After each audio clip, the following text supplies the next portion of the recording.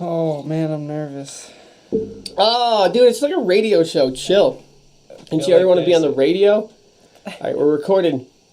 There we go. This is Breaking Free Speech, the official podcast of Breaking Free Skatepark, located in the beautiful Rochester, New York. What a great place to live. Let's get it.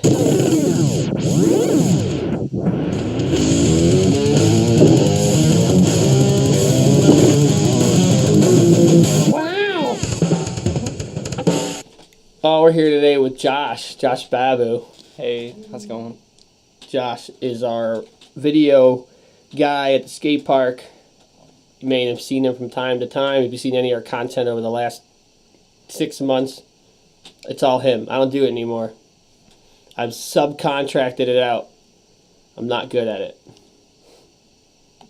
Say hi, Josh. Hey, guys. Yeah, Is this the internet? we are on the internet. Oh my gosh, I've never been here. You've never been on the internet? Maybe once or twice. Wow. You can stay a little closer to the mic so we can hear you better if you're going to talk so softly. How about now? Oh, yeah, so what do you do at Breaking Free Skate Park, Josh? I hang out. I ride bikes. Mm-hmm. I shoot video. Mm-hmm. I edit.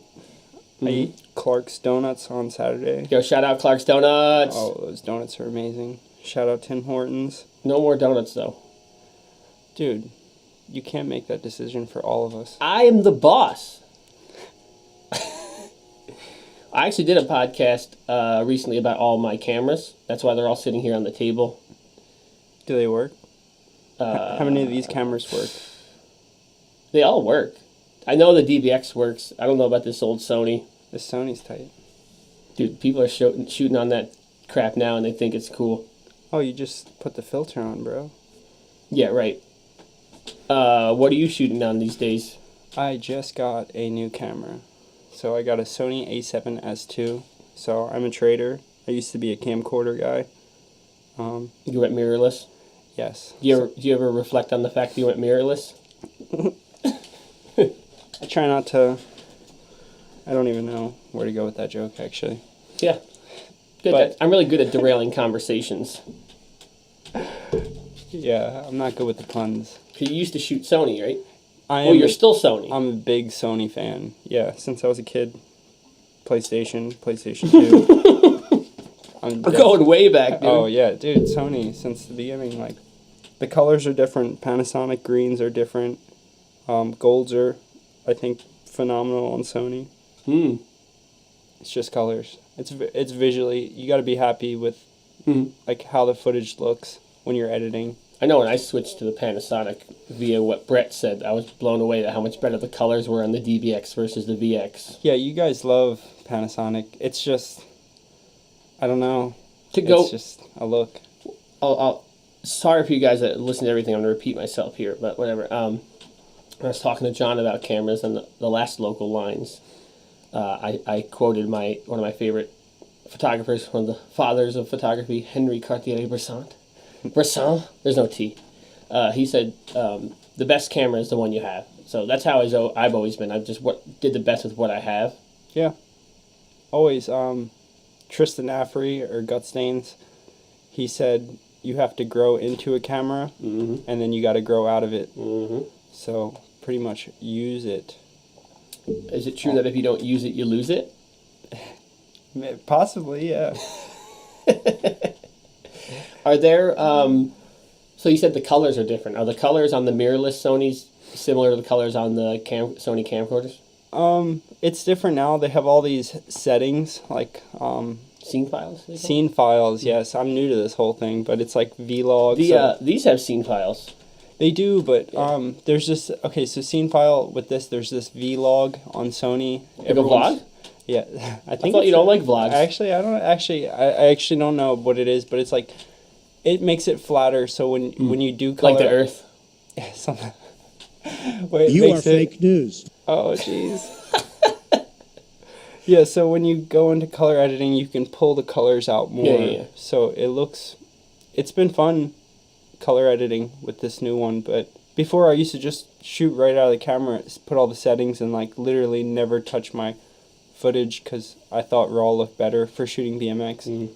And now it's like such a game of finding out which color like system I want to use because there's all these little plugins. And it's crazy. It's a new world. But see, for me, coming from the photo realm, it was like, why can't I just edit video the way I edit color and exposure on photo? Yeah. And it's getting to be more similar like that. Yeah.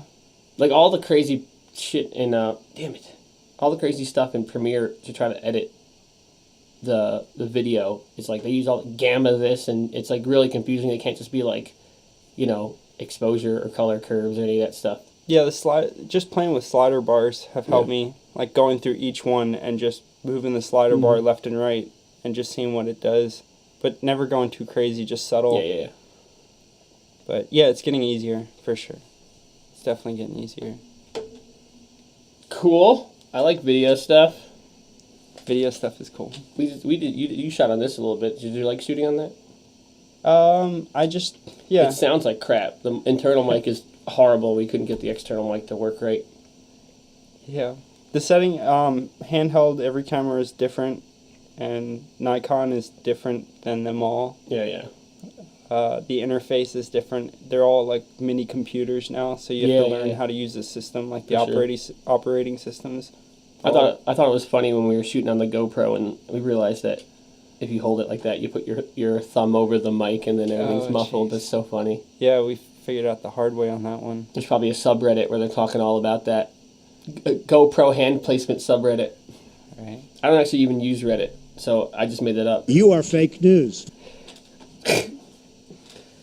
Everybody should go on reddit.com. It's a great... Oh, you actually use Reddit? I love Reddit, yeah. I have never been on Reddit. No, I do. I use Reddit to stream baseball illegally. It's great. The comments are great. Anonymous comments are amazing. I remember when the come up was anonymous comments. Yeah. And then they switched from it. And you had to use your Facebook login. Dude, that was a turning point in BMX. Just in general, trolling changed. Yeah. You couldn't troll. Now they're all BMXers are all snowflakes. Yeah. I remember my buddy Tom Molyneux. He used to talk shit on his own stuff on the come up board because no one knew who he was. Oh, so, that's great. Yeah, you just shut down yourself. His come up name was was it Lee Palette, like almost like it was like French, like Le Palais. He's like that exquisite. He can critique. And he would pour gas on the fire of his own like shit talkers and be like, it's so funny. That board, 20-inch NYC. I was never on that. That was before the come up. Yeah. And that was ruthless. Yeah. That was ruthless. That was like the Wild Wild West of BMX. I was really in it in the come up board days, and that's why I still have a grudge against Gut Steens. Oh. Yeah, people. Well, that's the thing. It's like I think there's other beefs like Josh McElwee and Tristan beefed on there, and then they met each other and they became friends, and now they're really good friends. Nice. Like it's because they talk shit on each other's photos that you understood that this person's on the same level as you. Well, you could be whoever you want on the internet. Exactly, and it's embarrassing that everyone chooses to be an idiot. Yeah, I mean people are quick to quick to say stuff, and it can be read multiple different ways. Yeah, absolutely. When you meet somebody, you're able to actually gauge their facial features and how they really say things, and emotionally it's a different conversation when you meet somebody in person. Yeah. It's always interesting seeing at the skate park.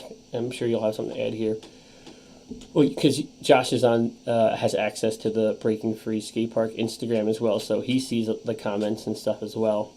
So seeing the way people interact in person versus the way they interact on social media, seeing how they interact, within their peer group and otherwise, it's really interesting. Really interesting. Yeah. Some people are commenting on everything all the time, they're just have all this energy, and then they come to the skate park and they're super quiet, and then there's the other side of it too. Or the inverse.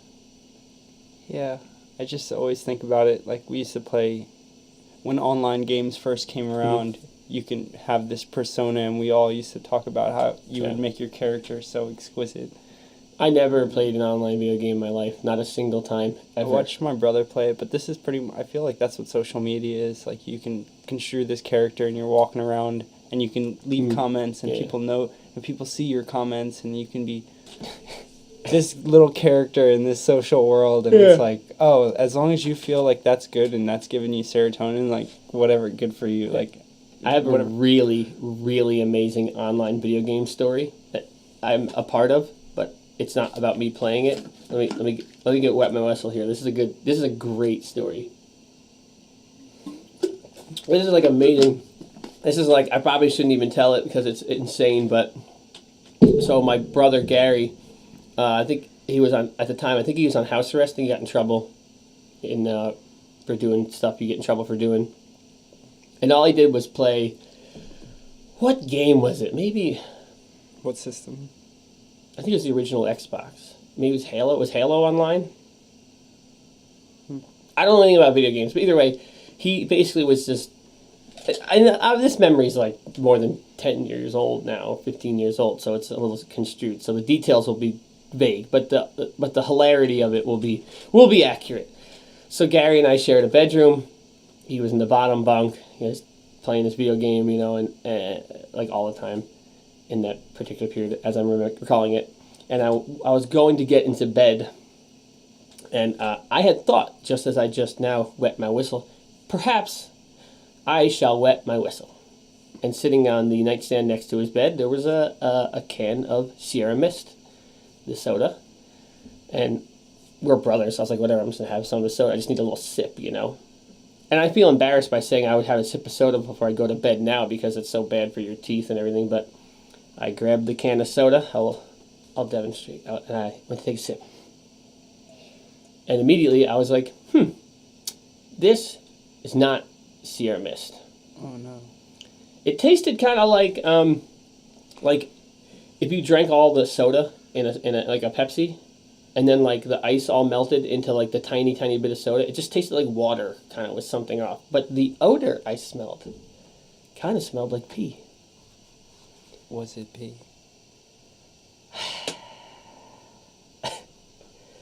So I didn't swallow it. I paused with the cup up, with the can up, and then just like slowly like let it all go back into the can. I put the can down. Now Gary's sitting right there in bed playing the video game in video game world, and at this point, I realized that I had drank piss. Oh. I didn't drink the pee. It was just in my mouth. What'd you do? So I went in the bathroom and I probably brushed my teeth for 20 minutes, and I was. Oh God. It's like this is such a ridiculous story. That's a crazy video game story. So I come back into the bedroom. This is the really good part. And here's Gary. He's like playing the video game. You know, he's just eyes on the TV. And I'm like, Gary, and he's, you know, his eyes never leave the screen. He's like, what? What's in that can? And he's like, And then like he like glances over at the can, and then like goes back to the TV, and like he glances at me, glances at the can, and then it clicks in his head like, oh my God.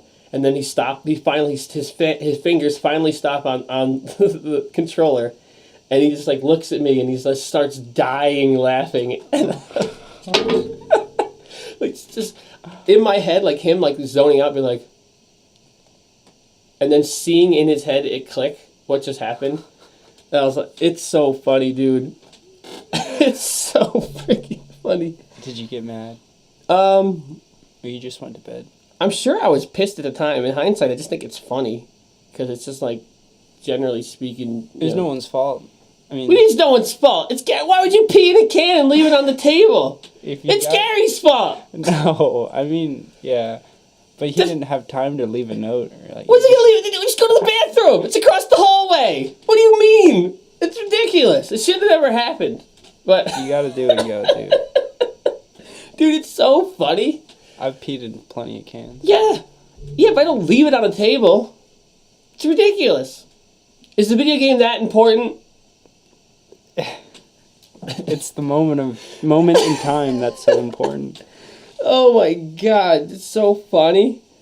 I gotta get my composure back now. What were we talking about? You gotta... Push out the jive. Bring in the love. Everything's fine. It's all good, dude. I forgive you, Gary. Nothing but love. It's a great video game story. Very little to do with the video games. What were you even talking about? Online personas? Yeah. Yeah.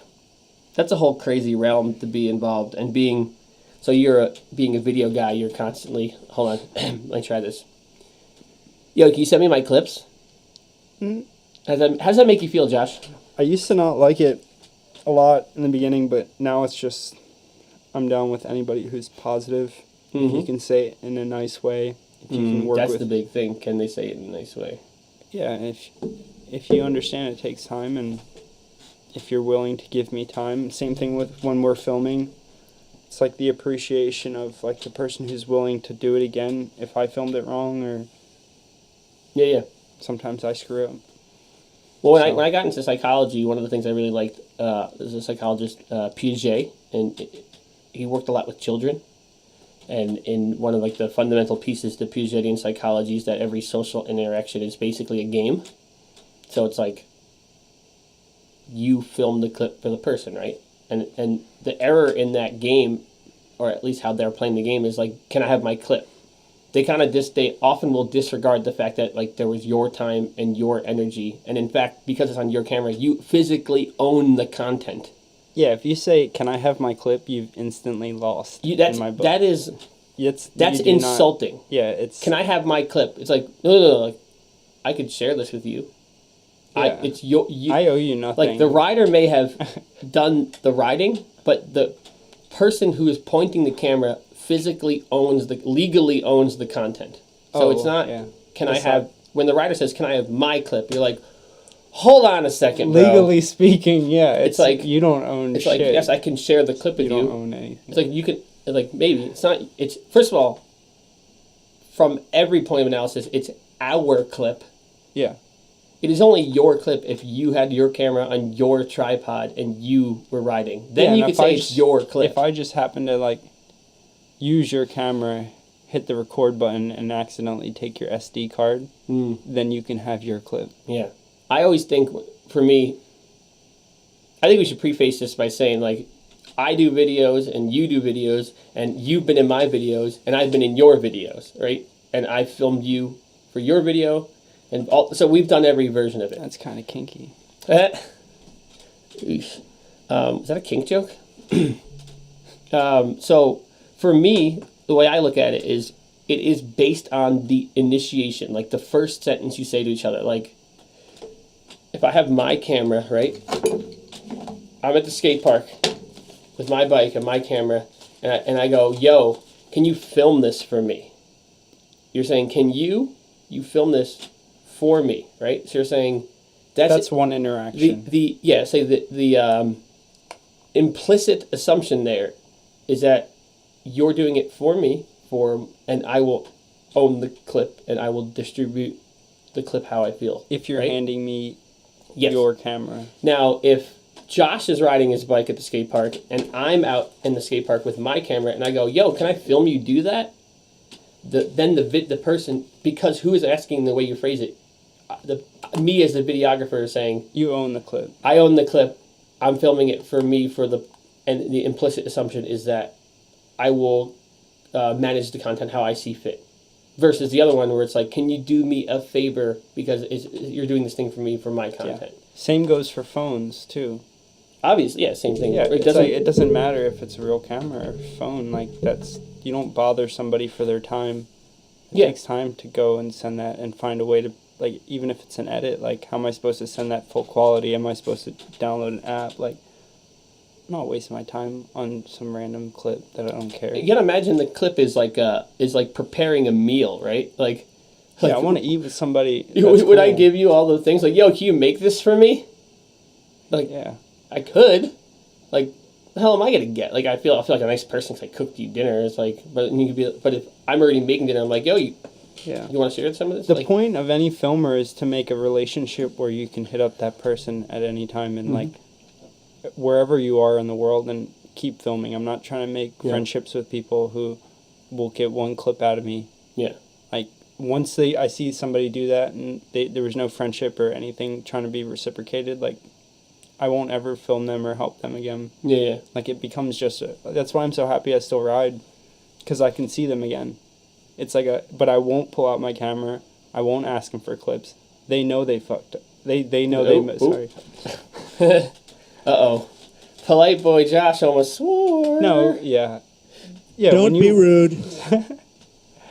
There's certain things people can do to turn me off from filming.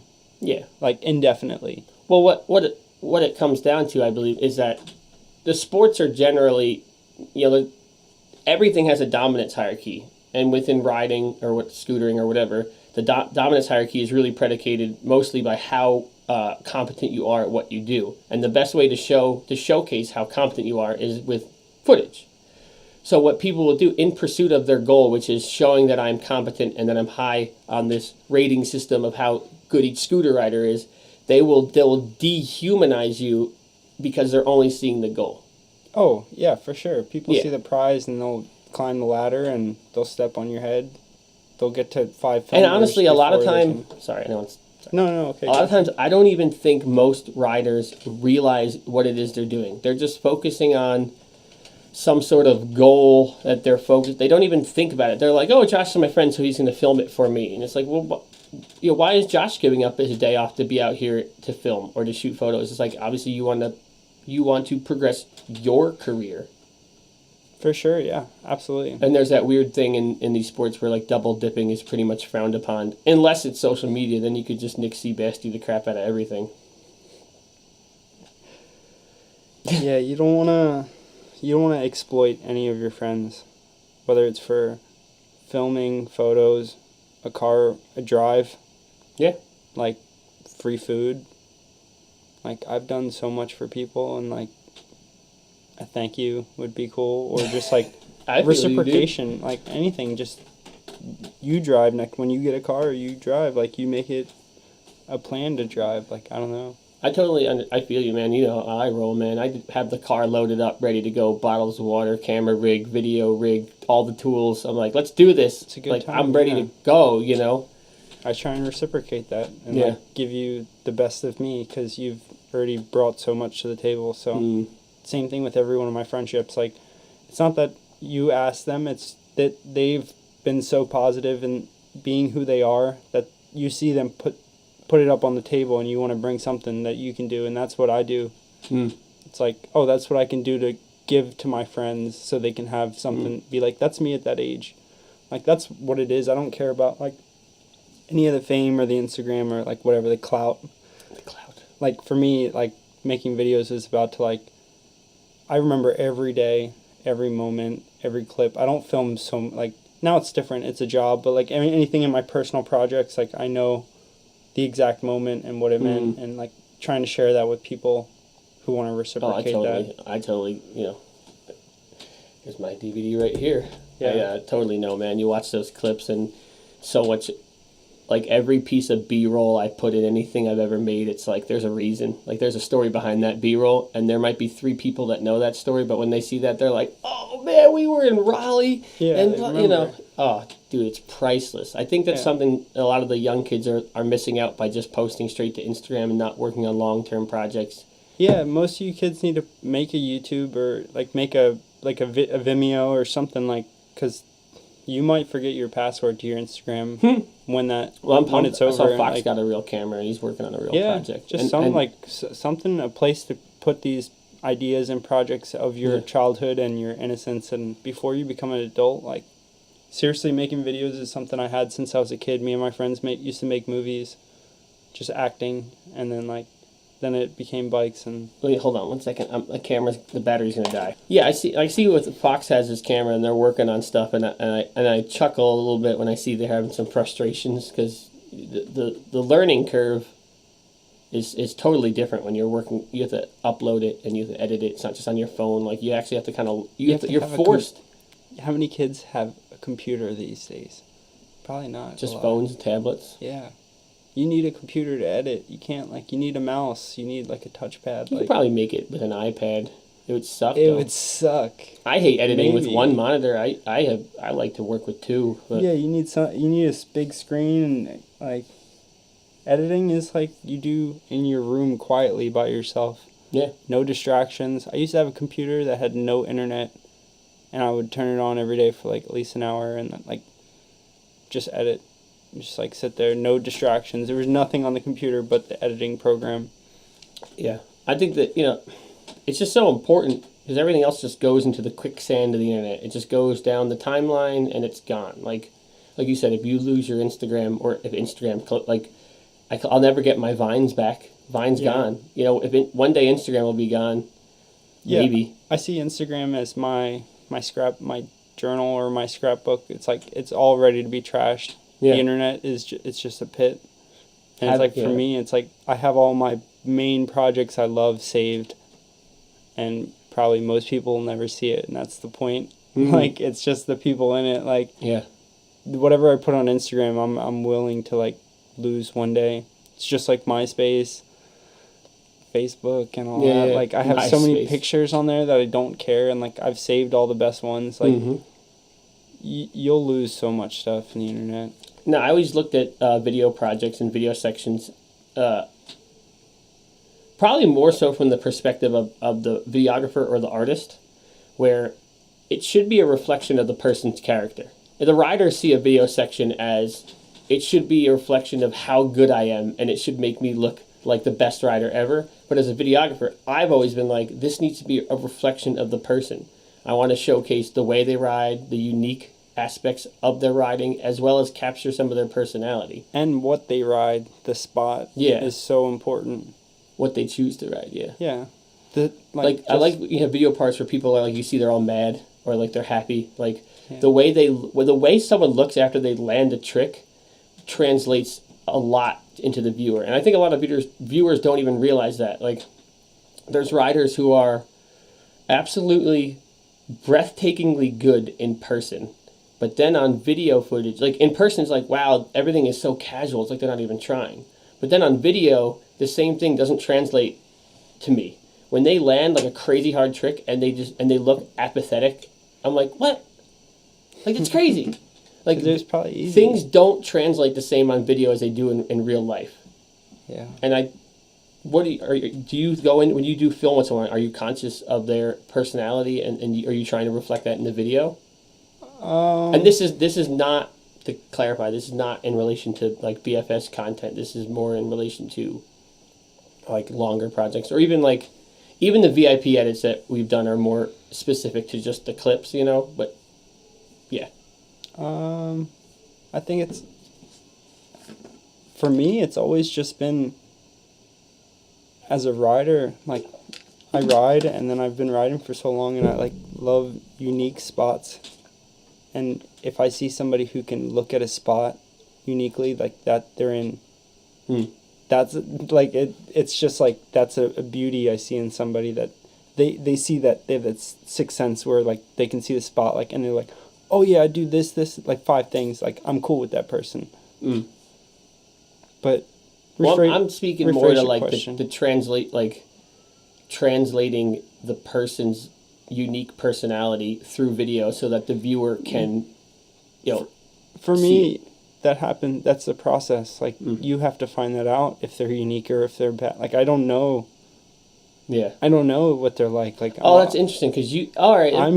They see the video and like they see that, but like I'm there in the moment. Like I don't even know what this person's like. I have to willingly sacrifice a lot to like find that out. Yeah. The mistake I've just made there, and I'm realizing now, is that I have only ever really filmed with people I already had friendships with, or at least some relationship with. I'm filming strangers all the time. You frequently have to film with strangers. Yeah, I'm always filming. That's how I learned how to film. You were a stranger. Nick was a stranger. Everybody was a stranger. Like that was the fun part, was like making friendships. Like it wasn't I had a crew. Like I never had. I never made a crew name. Like it was just Josh Babu. Like that's and you want to film with me? Okay, like I'll hit you up on Facebook. In hindsight, would you have made a branded name or something just so you had? Absolutely not. Really? I'm me.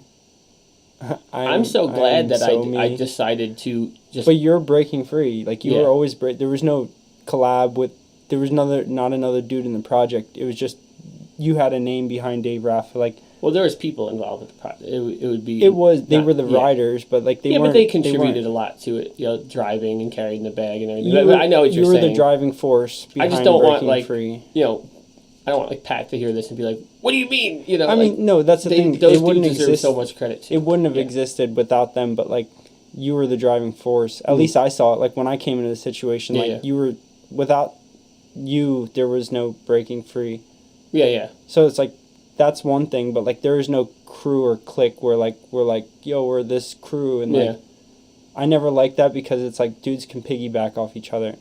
I don't want anybody piggybacking off me. Like I work really hard, and like I don't need some dude being like, yeah, I'm part of this crew too. Like posting it up. Like I don't back everybody. Yeah. Like I back my friends, and that's who I want to be. An entity. My name. Yeah, I feel like strangers filming strangers. Like that's such a commitment to put my guard down for like. Yeah, I trust you when you say you're gonna film this. You say we've been here for an hour and a half. Like you say you need a couple more tries. Like I'm gonna trust you and hope that at the end of this, like you're respectful when you do get it or when you don't get it. Like you're willing to like be like, hey, dude, I'm really sorry to waste your time. Like not like be all pouty and walk away, and then I'm like sitting there like. Is he over it? Like, I don't know. That's why it's like the whole thing, like, there's a whole dynamic to the respect, but like, you learn how cool and how to embrace and show these aspects of the original writer by their respect to you. Like, sometimes I don't care how good somebody, I won't, it's hard for me to reflect how good somebody is or that personality if they're not nice, if they don't open up to me. And they don't want to show me who they are. So that's why it's like I only film the positive. Is anyone ever such a dick to you? You just scrap the project, like right click, delete, drop in. No, I've never deleted. I've just put it on private and never gave it to him. I made a project and just never gave it to him. That's funny. Like I made something out of it for myself. Yeah. Put a song to it and like put it on private. My Vimeo is friggin' stacked. Like it's sad because I can't release anything on my Vimeo anymore because I have 2 strikes on it for copyright infringement. So it's like I'm only putting on stuff on my Vimeo that I can put on private, and I have to find some other video. Let's touch on copyright infringement. I don't want to go too much longer here. We're like, this would be on the longer side of them. But so Matt Smith, he used to say to me, well, if I buy the song on iTunes, I paid for it. I should be able to do what I want with it, right? That's one argument. Yeah. Another argument is like you're using another artist's work for gain. If you see it that way, but in an artistic way, it's like I love the song. I think it adds to it, and I think it gives back to your song in a way that you may have not known. It's an expression of what we do. Yeah. Like, but when you put a friggin' big ad over it, like a logo, then you should. Yeah. But if I'm just like putting me and my friends' names on it, like. And call it something like there's no brand to rep. There's nothing like, but as soon as I put a name on it, then it's like, you owe them something for their music. But that's what for me, like I only ever started editing because the feeling of putting a good soundtrack to a song and writing felt cool and like gave me like serotonin or whatever. Now it's like different. It's definitely a different ball game now that I'm older because I'm playing music. Plays a big part on how psyched I am on a project. Yeah. I have an interesting perspective on it because I've produced music in the past and everything, and to think like if I was just say I had been mildly successful with any of the bands I was in, if I was just like on the web and then all of a sudden I saw my song that I wrote and I paid to have recorded in some content and I didn't, wasn't pumped on it or something, it'd be like, dude, what the hell, Like, it must be a bummer. But you never really think of it that way. Obviously, the person producing the video content is striving to do a good job. Best intentions, yeah. Yeah, but someone you could write who knows what the artist wrote the song about? What if it had a strong emotional attachment to some random shit and then some random stuff, and it's like, what is this crap? Like the same way it's like art to you, it's art to them. Yeah, but when you put yourself out there, like that's the bullet that you have to take is like I mean, Also, I've always just used random music for my edits. I never paid for anything either, so. It goes both ways. Like, same thing with footage. I have to be ready for somebody to bite my footage and put it on, like, whatever, like, fail site. Yeah. Like, I've had crashes go to fail sites, and I'm like, where's my money? Like, where's my contingency? It's like, not even at tag. I put it on the internet. Or like, people take your video and then I can just screen record anything and call it mine. Like, if I wanted to, it's like, I know that when I put stuff on the internet, it's open. Like, it's for anybody. Yeah. Like, once you kids think it's like your own personal thing, it's like you put this stuff out there, like, you might want to take it back. All right, I'm gonna fire a couple questions at you. Yeah. Like, okay, they're gonna be okay or not okay. Oh, jeez. And then we'll wrap it up there. All right. You film a clip of someone, you post a clip of someone, they take a screen grab of it, like a photo, and then they post it. Okay or not okay? Without tagging you. Not okay. Without you always tag. You post an edit on Instagram, they screen record it, and then repost it without asking you or tagging you. Okay or not okay? Not okay. They do that but do tag you, but they don't ask you. That's okay. Depends. All right.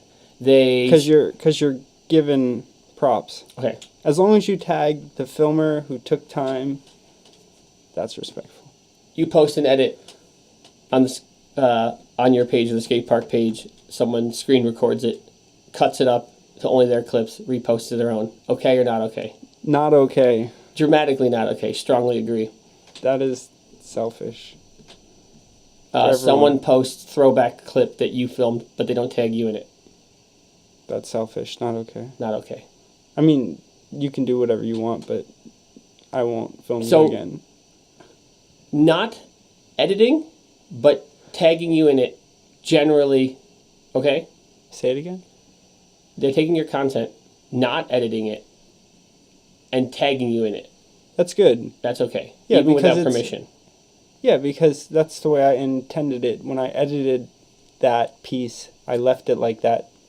So it's like when you put the untouched piece up, that's cool. Whether you cut it, all the other clips out of the edit, like when you don't do anything to my work, that's cool as an artist. And if you tag me for my work, that's cool. I don't care what you do, permission or not. I put it out there so it could be posted or not be posted. Yeah. It's like a poster. It's like you guys can watch it or not. You can throw it in the trash or whatever. You can skip it. I don't care. It's like, but if you do look at it, just don't rip my name off at the bottom. Keep it there by tagging me or something. Like, same thing with anybody's like photo. Like if you post a photo yourself, tag, like, even if your photo of you looking cool, I don't know, at the skate park, like, tag the dude who took the photo. Like, even if it was your phone that he took it with, tag the dude who composed the shot. Like, back in my day, we would post a photo and you would be like f2.8, 1/50th of a second, ISO 800. You tagged everything in there. But tags are weird now. Like, would you, like, in your family photo albums when you went to Niagara Falls and you asked the random family to take a photo of you, do you tag that dude? Do you find his Instagram? No, that random dude just took a photo. That's how people treat it. Like, like you're that stranger at the tourist attraction. Like, hey, can you take a photo of my family? It's like, oh, this is us. It's like, that dude don't care if he got photo cred. Like, that's how they look at you, but it's like, BMX and scootering and all this stuff is so personal, and it's such I guess that would kind of go back to what we said earlier on, where it's a matter of the abstraction of the dehumanization and abstraction of someone in pursuit of a goal. And sometimes that's justified. If you've never met the guy again, you're never going to meet the guy again. Well, that's the big problem with all this stuff, is that people don't see the long-term goal. If you want to work in BMX, you never know who that guy might be. You treat him like that, like... Yeah. That's the thing. All these kids just see scootering and it's like, I'm going to be sick, I'm going to be famous, or biking, I'm going to be sick, I'm going to be famous. Like, you cool guy, everybody, you're going to eventually cool guy the wrong guy. Yeah. Like, so that's why it's, like, good to be positive and realize that everybody has feelings and, like, tag people whether or not they care. It's just respectful, because you're going to insult the person who does care. So it's always about being respectful, especially in the social media thing. If you want to make money and you want to get a job and work with people, it's about, like, giving people props. Not like, oh, okay, like, I'll keep them on my feed and I won't double click, like, I'll just scroll past them. It's like, why do you even have them on your feed? So you can troll them? Like, just unfollow them or give them love. You know, it's like, you should only have positive people or people you want to back on your social media. Like, don't, like, spiteful watch people.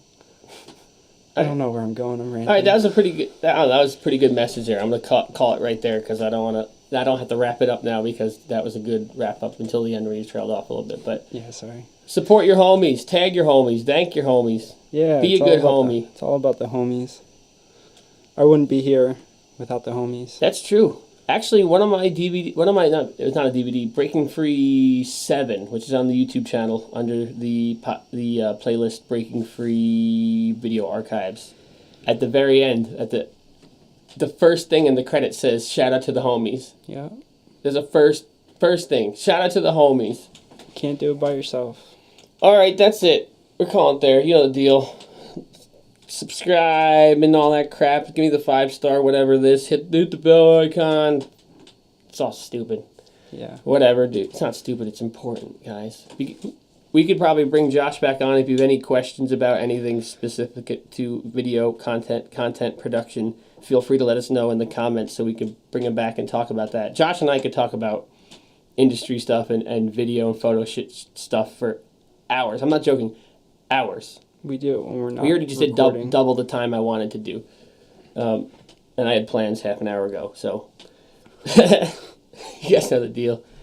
The old walk the walk, the old talk the talk, the old film the film, and shred the gnar. So that'll be it for today. See you at the skate park later.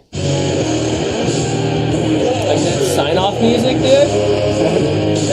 I had to slow it down because of copyright.